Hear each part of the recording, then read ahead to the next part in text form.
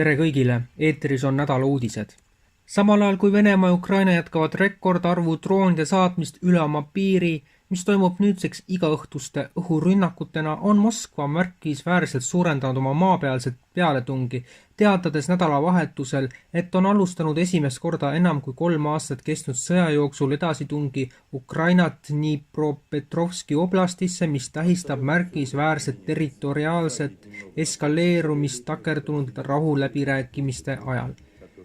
Venemaa endine president Dmitri Medvedev ütles, et edusamm on Zelenski valitsusele hoiatus aktsepteerida kohapealset reaalsust. Sotsiaalmeedia avalduses öeldi täies mahus, et need, kes ei taha läbirääkimistel sõja tegelikkust tunnistada, saavad kohapeal uue reaalsuse osaliseks.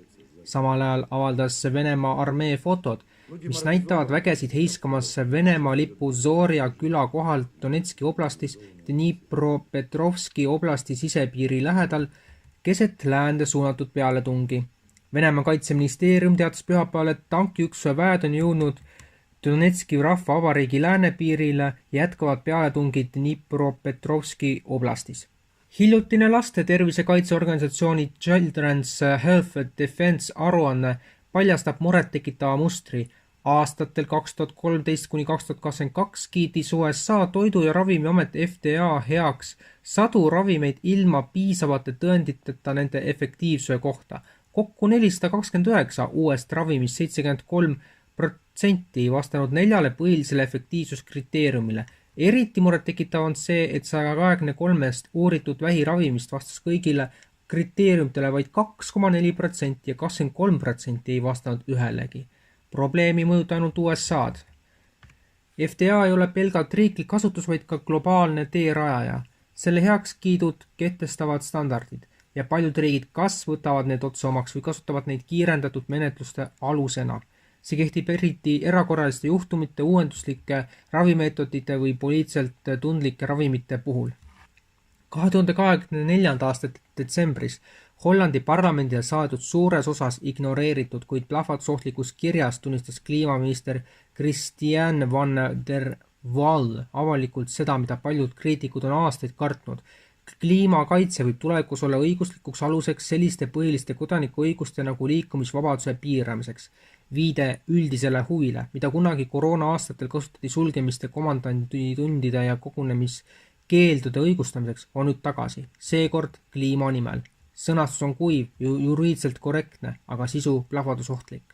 Ministri sõnul võiks fossiilkütustel põhinevate toodete reklaami keelata kogu Euroopa Liidus, isegi kui see piirab kaupade ja teenuste vaba liikumist. Eeltingimus, see peab olema proportsionaalne, see tähendab poliitiliselt õigustatav. Igaüks, kes ei mõtle koroonaviiruse pandeemial kasutatud retoorilistele nippidele, on lurjus. Robert F. Kennedy Jr., praegune USA tervishoiuminister Donald Trumpi ajal, on astunud drastilise sammu. Ta vallandas kõik 17 CDC immuniseerimistavade nõuandekomitee ACIP liiget. Wall Street Journali arvamusloos põhjendas Kennedy seda sammu süstemaatiliste huvide konfliktide ja farmaatsiatööstuse liigse mõjuga. Ta rääkis varjatud salaliitest, mis oli hävitanud avalikkuse usalduse vaktsiinide vastu. Vaktsiinide teaduse terviklikkuse taastamiseks oli vaja täielikku taaskäivitust. Kuid see, mis esmapilgul tundub ammu oodatud reformina, tekitab lähemal vaatusel vastuolulisi küsimusi. Ümberkorraldused toimuvad samal ajal, kui seire- ja andmeanalüüsi ettevõtte Palantir Technologies hakkab üha enam USA tervishoiusüsteemis osalema ning Kennedy enda poliitikas on silmatorkavaid vastuolusid. Vaid paar päeva enne ACIP paneeli tagasilükkamist kiitis FDA heaks Moderna uue COVID-19 vaktsiini ilma kliiniliste uuringuteta. See otsus on vastuolus mitte ainult varasemate regulatiivsete standarditega, vaid ka Kennedy pühendumusega seada tulevikus teaduslik tipptase etaloniks. Veelgi ärritavam on see, et RFK Jr., kes on aastakümneid silma paistnud vaktsineerimistööstuse ja valitsuse paternalismi kriitikuna, õigustas hiljuti säutsus niinimetatud geeniteraapiate vajalikkust ja pakkus välja, et need võivad tulevikus saada sotsiaalse osalemise eeltingimuseks. Paljude vaatlejate jaoks on see murettekitav kursimuutus. COVID-19 vaktsiinide hankimisega seotud farmaatsiaskandaal on jõudnud uuele tasemele. Itaalias on esitatud ulatuslik kriminaalkaebus Euroopa Komisjoni presidendi Ursula von der Leyeni, Pfizeri tegevjuhi Albert Bourla ja BioNTech asutaja Ugur Sahini vastu süüdistas neid korruptsioonis, ametiseisundi kuritarvitamises, raskes kehavigastuse tekitamises ja isegi hooletuse tõttu toime pandud tapmises. Kaebus esitasid mitu Itaalia ühingut, sealhulgas USA Polizia ja SFD Guardia di Finanza. Nad viitavad Pfizeri sisedokumentidele, mis avaldati USA kohtuasja osana, tuntud kui Pfizeri dokumendid. Ligikaudu 450 000 lehekülge sisemisi uuringuid ja ohutusdokumente sisaldavad väidetavalt tõendid mRNA vaktsiini Comirnaty süstemaatiliselt varjatud riskide kohta. Kriminaalkaebuse algatajad süüdistavad eelkõige Ursula von der Leyen miljardite väärtuses vaktsiinilepingute sõlmimises Pfizeriga tema ametikohal Euroopa Komisjoni presidendina, ilma avaliku hanke, parlamentaarse järelevalve või läbipaistva hinnakujunduseta, plahvatusohtlik. Väidetavalt pidas von der Leyen Bourlaga isiklikult läbirääkimisi tekstisõnumite teel, mille sisu Euroopa Komisjon hiljem ei suutnud leida. Boeingi aktsiad langesid New Yorki börsieelsel kauplemisel 7,5% pärast seda, kui Ahmedabadist London Gatwicki teel olnud Air India Boeing 787 /8 Dreamliner kukkus vahetult pärast õhku tõusmist alla. See näib olevat esimene surmaga lõppenud õnnetus ja kerekahjustus, mis on seotud Boeing 787 variantiga pärast lennuki debüüti 2009. aastal.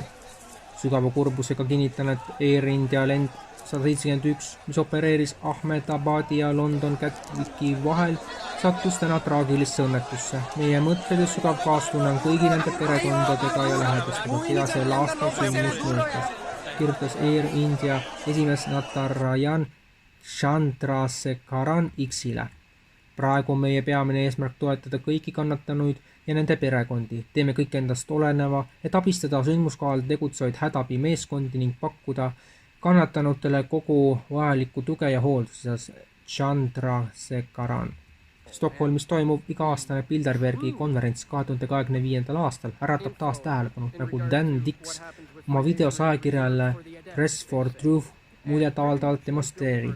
Tohutu turvaperimeetri üllatava lähedusega vaba müürluse suur loožile rõhutab Dix kohtumisel salapärast aurat. Tema reportaaž, mis toob esile ka hotelli keskset asukohta Stockholmi võimukeskuses ja selle paralleele vabamüürlusega, pakub põneva ülevaate sündmusest, mida endiselt varjab saladuse loor ja spekulatsioonid. Eriti põnev avastus, mida Dix oma videos esile tõstab, on konverentsi hotelli lähedus Rootsi vabamüürluse suur loožile. Otse hotelli vastas, mille omanik on miljardär pankur Jakob Wallenberg, kes selle aasta kohtumist võõrustab, asub vabamüürluse pealoož, teatab ta. Looži akendel on näha selliseid sümboli nagu ruuduline põrand, punane rist ja silma meenutav kolmnurkne muster. Dix tõmbab paralleele Bilderbergi grupi ja vabamüürluse vahel. Vabamüürluses ei ole madalamatel astmetel ligipääs kõigile saladustele, sarnaselt Bilderbergiga, kus sisemise ringi sees on sisemine ring. See ruumiline sümboolne seos tekitab temas küsimusi ja tugevdab konverentsi salapärast olemust. Hotelli asukoht Stockholmi südames rõhutab kohtumise olulisust. Parlament, kuningaloss ja peaministri kantselei asuvad lähedal. Me asume siin praegusel hetkel maailma suurima võimukontsentratsiooni keskel, tsiteeris Dix ühte intervjueeritavalt. Nii keskse asukoha valik on ebatavaline, kuna Bilderbergi kohtumised toimuvad katkematute arutelude tagamiseks sageli eraldatud kohtades. Saate lõppu veel mõned sõnumid Iraani-Iisraeli sõjalisest olukorrast 13. juuni 2025. Keset tööd sooritas Iisrael täppisõhurünnakuid Iraani pealinnas Teheranis asuvate sihtmärkide pihta. Sõjaline eskaleerumine põhjustas tõsiseid häireid maailma turgudel ja võib olla alles palju suurema konflikti algus. Iisrael kuulutas rünnakud enesekaitseks. Väidetavalt tabati tuumarajatisi, raketiplatvorme ja juhtimiskeskusi Teherani suurlinna piirkonnas, kuid ettekujutus, et Iisrael tegutses täiesti iseseisvalt, on illusioon. Ilma Ameerika Ühendriikide logistilise, luure ja poliitilise toetuseta oleks selline rünnak vaevalt mõeldav. Iraani ümbritsev piirkond on täis USA sõjaväebaase Kataris, Bahreinis, Kuveidis, Saudi Araabias, Araabia Ühendemiraatides, Iraagis, Jordaanias, Omaanis ja Türgis. Igaüks, kes ründab sellist riiki nagu Iraan, teeb seda selle infrastruktuuri varjus või isegi selle kaudu. Turureaktsioon oli äge ja ühemõtteline. Hirm piirkondliku sõja ees vallandas põgenemise turvalistesse varjupaikadesse. Näiteks USA aktsiafutuuride hinnad langesid koguni 1,7%, kulla hind tõusis üle $3400 untsi kohta, nafta hind tõusis lausa 8%, valitsuse võlakirjad ja klassikalised kriisivaluutad, näiteks jeen, tõusid märkimisväärselt. Ning kartes tagasilööke ja kättemaksu ning olles Gaza sõja tõttu juba niigi maailmas väga ebapopulaarne, teatas Iisrael reedel, et sulgeb oma saatkonnad üle maailma, käskides välisriikide kodanikel olla valvsad ja mitte näidata avalikes kohtades juudi või Iisraeli sümboleid. Avaldused avaldas välisministeerium ja neid haaras enda kätte Reuters, kes kirjeldas üksikasju väidete kohta, et Iisrael ei osuta konsulaarteenuseid ja kutsus kodanikke üles tegema koostööd kohalike julgeolekuteenistustega, kui nad seisavad silmitsi vaenuliku tegevusega. Iisraeli esindused üle maailma suletakse ja konsulaarteenuseid ei osutata, kinnitas Iisraeli välisministeerium. Iisraeli saatkonnad ja konsulaadid üle maailma võtsid sarnaseid meetmeid pärast 7. oktoobri 2023 aasta Hamasi terrorirünnakuid, hõlbustasid reservväelaste tagasipöördumist ja valmistasid ette päästelende. Head vaatajad, seoses Iisraeli-Iraani sõjalise olukorraga tuleb täna hilisõhtul ka erisaade, kus me võtame peamised sündmused 3 viimase päeva jooksul kokku. Mis kell see täpselt juhtub, seda me praegu veel ei hakka spekuleerima, aga oletatavalt 19. õhtul. Me anname sellest umbes tunni jagu ette Eesti Est-portaalis ka teada. Eesti Est-portaali saab toetada endiselt sõltumatuse tugevdamiseks. Rekvisiidid on siis Mihkel Johannes Paimla, EE 4077001008496547.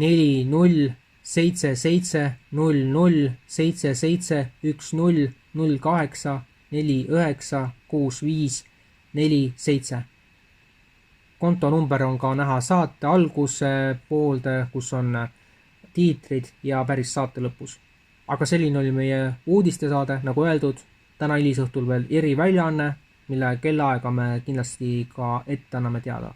Head päeva jätku!